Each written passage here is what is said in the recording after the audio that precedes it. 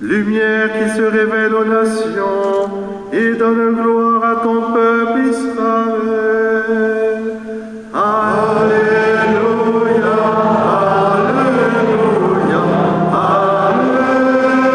Alléluia, Alléluia, Alléluia, Alléluia, Alléluia. Le Seigneur soit avec vous. Évangile de Jésus-Christ selon saint Luc. Gloire à toi, Seigneur. Au chapitre 2, quand fut accompli le temps prescrit par la loi de Moïse pour la purification, les parents de Jésus l'amenèrent à Jérusalem pour le présenter au Seigneur. Selon ce qui est écrit dans la loi, tout premier-né de sexe masculin sera consacré au Seigneur. Il venait aussi offrir le sacrifice prescrit par la loi du Seigneur, un couple de tourterelles ou 2 petites colombes. Or, il y avait à Jérusalem un homme appelé Siméon.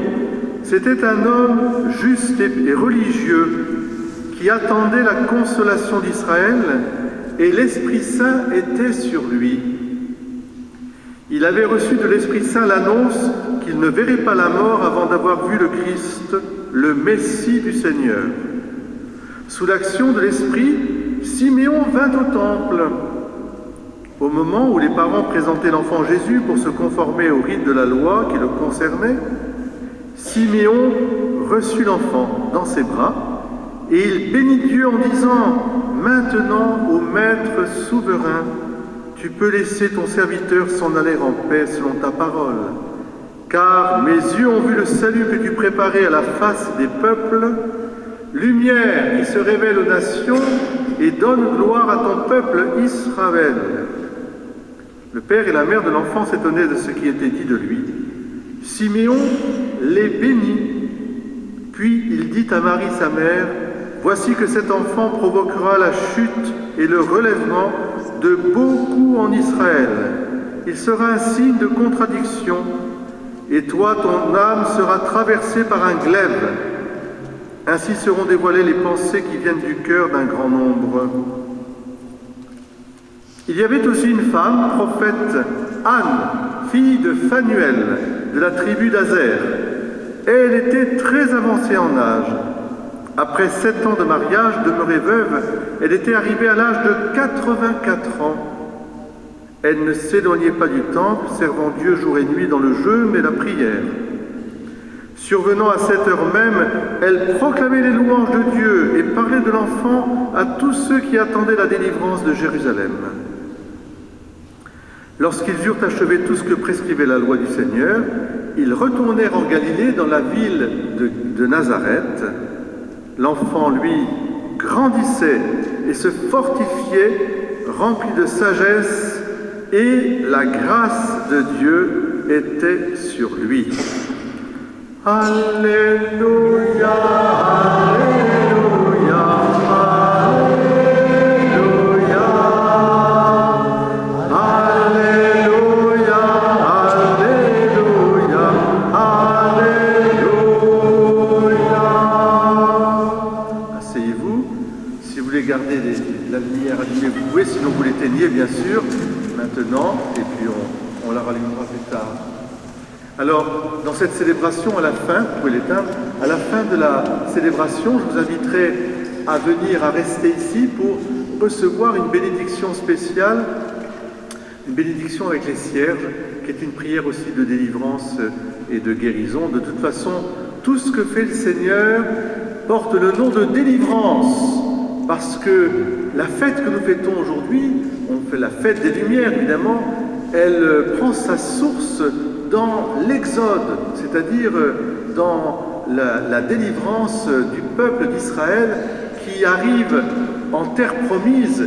Et quand ils ont traversé la terre promise, avant même d'ailleurs, Moïse avait reçu l'ordre de Dieu en disant « Vous offrirez tous les prémices de votre peuple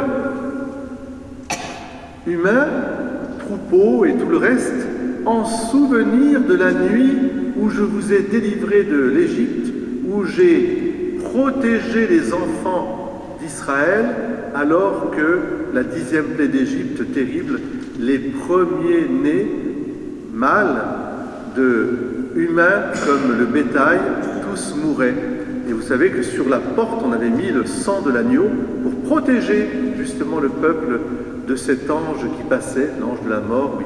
Alors il faut interpréter tout cela évidemment avec la lumière de l'Évangile, le Christ, mais en tout cas ce qui est certain, c'est que ce sont des actes de délivrance.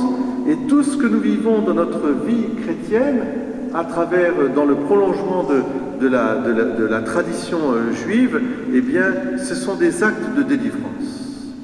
Et la fête d'aujourd'hui est une délivrance aussi. Et les sacrements que nous allons avoir, ce sont des délivrances aussi, des guérisons. Et les cierges font partie de ce qu'on appelle des sacramentaux, ce sont aussi des délivrances, des protections, des délivrances.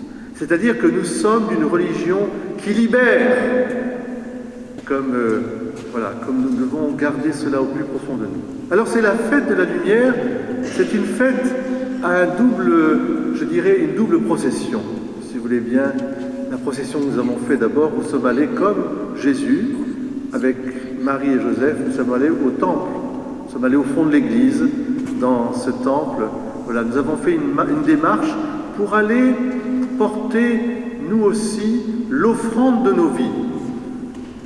Marie et Joseph offrent leur enfant, comme au fond, dans une juste relation, car tout vient de Dieu.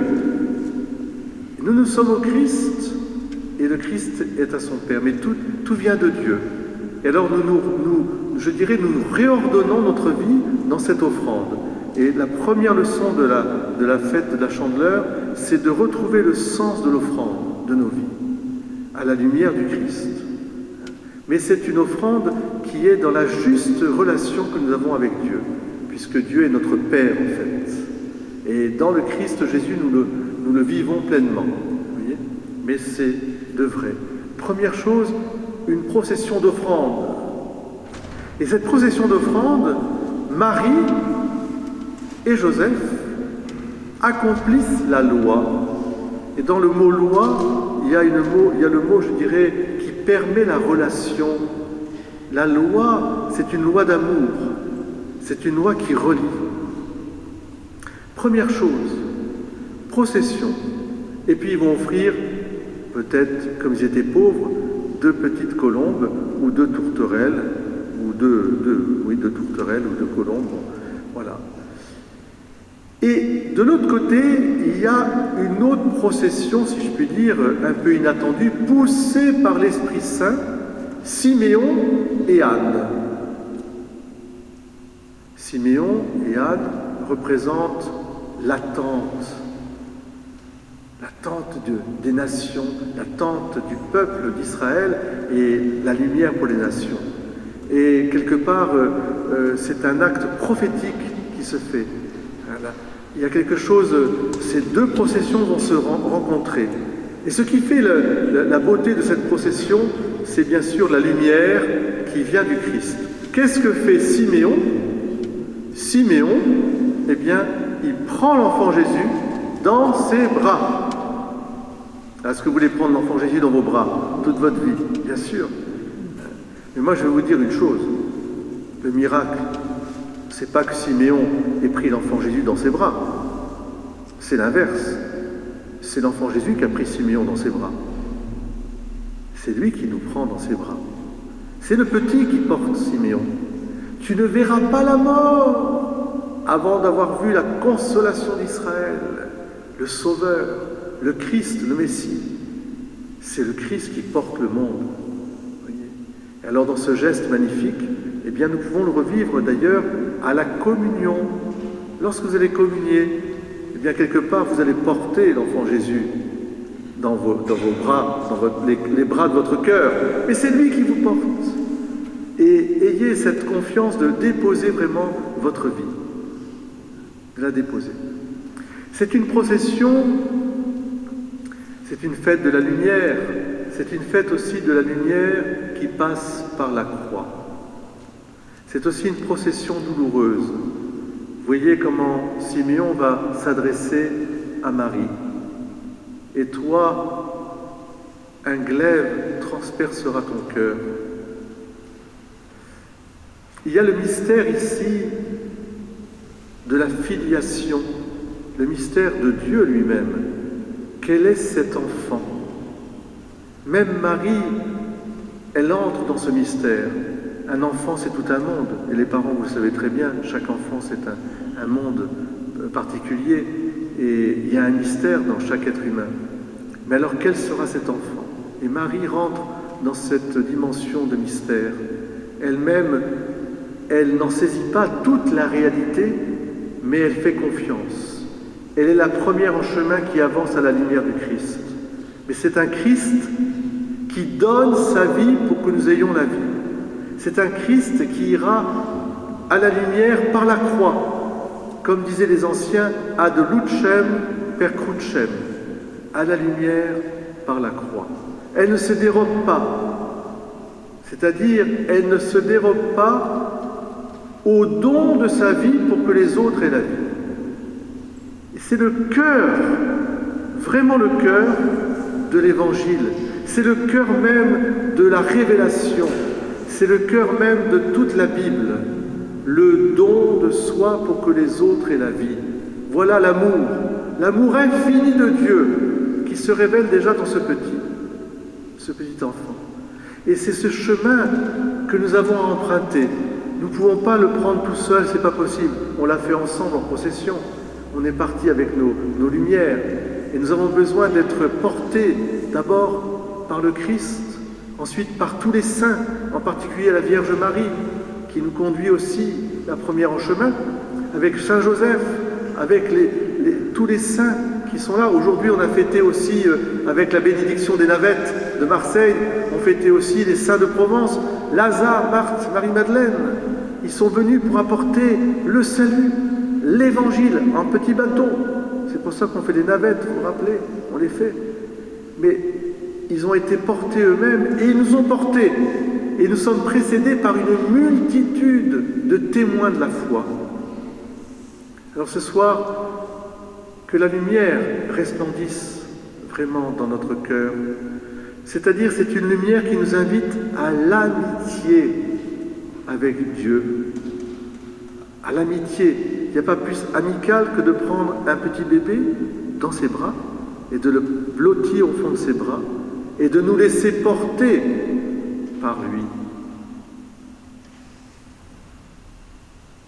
Que cette lumière, nous la gardions au fond de notre cœur, que nous l'allumions dans nos maisons, mais que nous puissions aussi la partager avec tous nos frères et sœurs que nous rencontrerons et qui ont besoin aussi de cette lumière.